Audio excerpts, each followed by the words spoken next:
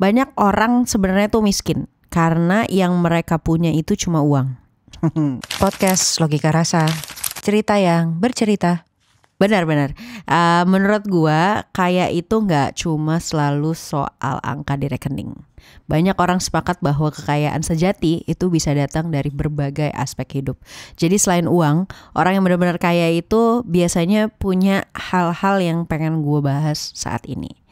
Menurut gua orang yang kaya itu mereka yang pertama punya kekayaan hati atau emosional dan spiritualitas yang tinggi. Punya empati, kasih sayang dan ketenangan batin. Juga mereka yang mampu memaafkan, bersyukur dan ngerasa cukup.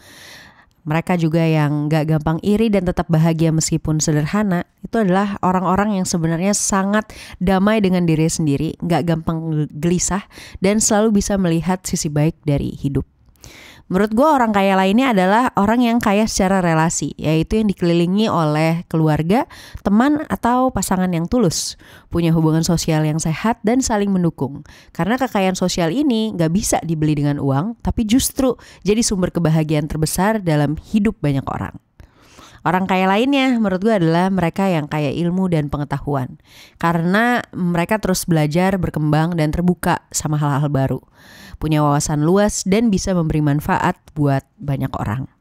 Ilmu itu bisa ngebuka banyak pintu, bahkan lebih dari uang. Yang sering juga bikin gue iri adalah mereka yang kaya waktu. Punya waktu untuk diri sendiri, keluarga, dan hal-hal yang disukain. Gak terjebak dalam rutinitas yang bikin stres tanpa henti. Karena banyak orang yang punya uang tapi gak punya waktu untuk menikmati hidup. Hal yang juga baru gue temukan, orang kaya adalah orang yang punya kaya makna atau purpose dalam hidupnya. Hidupnya punya tujuan, nilai, dan kontribusi yang besar dalam hidup orang lain. Jadi orang yang merasa hidupnya berarti baik untuk diri sendiri maupun orang lain. Ini yang bikin hidup lebih dari sekedar makan, kerja, sama tidur doang.